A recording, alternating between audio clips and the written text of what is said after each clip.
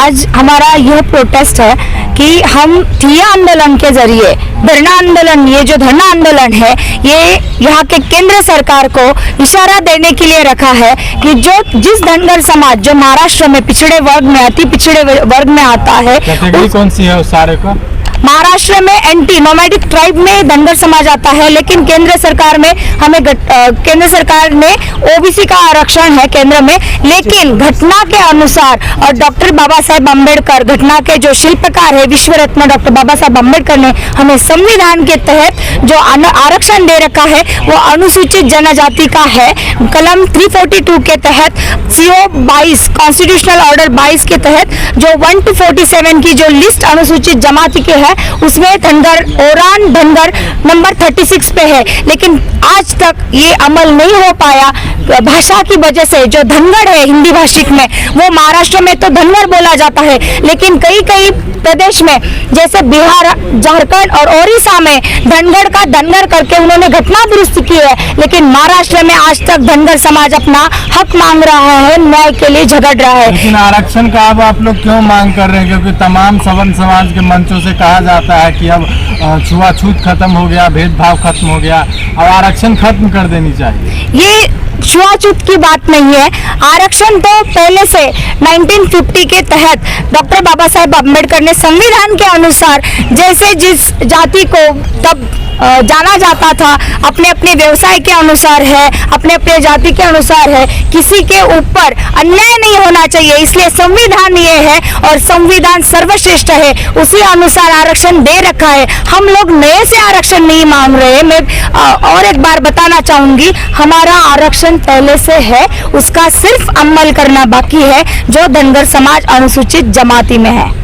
लेकिन सवर्ण समाज के लोग तो कह रहे हैं कि अब आरक्षण को खत्म करके इस पे सर्वेक्षण की जरूरत है और जातिगत आधार से हटा करके आर्थिक आधार पे लागू किया जाना चाहिए। आर्थिक आधार पे कितने लोगों का वो कर सकते हैं, क्योंकि अति पिछड़े जो वर्ग है अभी भी आर्थिक आधार के तहत मतलब बहुत कम उनका विकास हो गया है। हमारे जनजाति के लोग आज भी यहाँ वहाँ दरी कोरी में वो मेंढा है, शेफर्ड्स है जो गोट फार्मिंग करते हैं, वो एक जगह पे नहीं रुकते हैं, 6 महीने यहाँ 6 महीने वहाँ चलते रहते हैं, तो उनको तो शिक्षा नहीं मिलती है। हमारी महिलाओं की सुरक्षा अपने अभी नहीं है, तो इसलिए हमारे ऊपर इतना अन्याय हो रहा है। और जो आरक्षण आप बात कर रहे हैं, समान नागरिक कायदा वगैरह, तो वो होना चाहिए, लेकिन किसको होना चाहिए? क्योंकि ऊंची जाति, स्वर्ण जाति, उनको ये हक है, ठीक है, लेकिन फिर भी जो पिछड़ी जाति है उनके ऊपर अन्याय नहीं होना चाहिए, यही हमारी मांग है। अच्छा, क्या लगता है भारत में जातिगत व्यवस्था कब तक जिंदा रहेगा और कब तक आरक्षण जिंदा रहेगा? जब तक संविधान है और संविधान के अनुसार डॉक्टर बाबा साहेब अम्बेडकर ने ही ये संविधान लिखा है, उसमें जैसे है उस संविधान के खिलाफ ना भारत सरकार कुछ कर सकती है ना केंद्र सरकार कुछ कर सकती है, क्योंकि संविधान सर्वश्रेष्ठ है, उसके आगे ना कोई पक्ष बड़ा है, ना कोई नेता बड़ा है, ना कोई सरकार बड़ी है। लेकिन सवर्ण समाज के लोग कहते हैं कि 15 साल के लिए ही संविधान में आरक्षण का व्यवस्था किया गया था और उस पर समीक्षा होनी चाहिए और इसे खत्म करना चाहिए।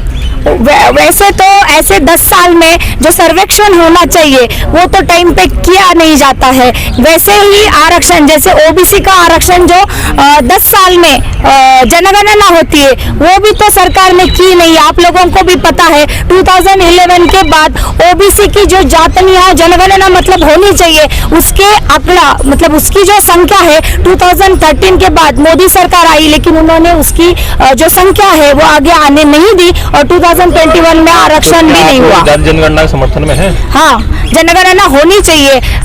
धनगर समाज ही नहीं, पूरे ओबीसी जो वर्ग है उसकी जातनियां जनगणना होनी चाहिए, ये भी हमारी इसके साथ मांग है। धनगर समाज की तो पहली प्रमुख मांग यही है कि धनगर समाज को अनुसूचित जमाती के प्रमाण पत्र, एसटी प्रमाण पत्र मिलना चाहिए। दूसरी मांग ये है कि ओबीसी सेंसस होना चाहिए।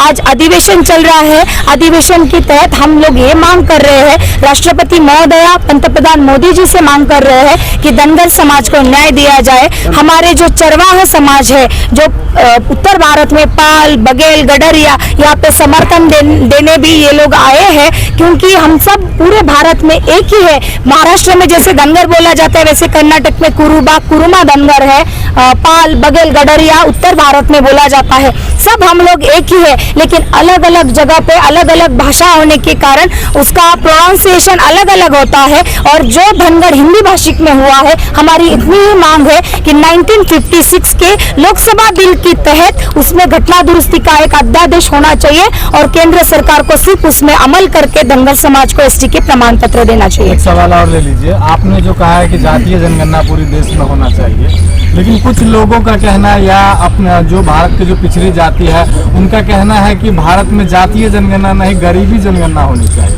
इसको थोड़ा बारीकी से समझाइए। मतलब आर्थिक तौर पे बोल रहे। हाँ, ये भी है जो मैंने पहले ही बताया कि आर्थिक तौर पे जिसके पास क्रिमिनल सर्टिफिकेट है, आप लोगों को पता है, उसका भी 8 लाख से ज्यादा जिसको है उसको तो शिक्षा और सुविधा में आरक्षण नहीं मिलता है। लेकिन उससे कम जो है आर्थिक दृष्टि जो कम है, आर्थिक दृष्टि जिसका विकास नहीं हुआ है, उनको तो आरक्षण, उन बच्चों को आरक्षण शिक्षा में उसमें मिलना ही चाहिए। अच्छा, जैसे लगातार जो मौजूदा सरकार है, आपने आरक्षण के लिए मंच लगाया है, लेकिन आरक्षण अब रह का गया। जैसे जैसे समय बढ़ता जा रहा है, सरकार सारी चीजों को प्राइवेटाइज कर रहा है, तो आप आरक्षण कहाँ पे लेने की ये बात कौन कर रहा है? आप ही देखिए, ये कौन कर रहा है? मतलब पिछड़े हुआ वर्ग के खिलाफ ये अन्याय हो रहा है। आप बताइए, पूरे भारतवर्ष में जो पिछड़ा वर्ग है 90% है ना सर जी, ओबीसी समाज 90% होगा, लेकिन फिर भी आज आप देख लीजिए राजनीति में कौन ज्यादा है। हमारे महाराष्ट्र में भी कौन ज्यादा है? हम धनगर समाज कहाँ पे है? एक भी राज्यसभा या हमारा लोकसभा में सांसद नहीं है महाराष्ट्र में। वैसी ही बात पूरे भारत में है, वैसी स्थिति पूरे भारत में है। ये यहाँ पे लोग है, ये भी अपने अपने राज्य की बात यहाँ रख सकते हैं, क्योंकि उनके वहीं पे भी वही प्रॉब्लम है। स्वर्ण वर्ग के लोग हमारे पिछड़ी जाति वर्ग के लोगों के साथ हमेशा अन्याय करते आ रहे हैं, और यही अन्याय के खिलाफ हम आज आवाज उठा रहे हैं। 2024 में ये लोग अब हमारे वोट बैंक गृहित ना धरे, यही इशारा हम आज देते हैं। लास्ट सवाल ले लीजिए।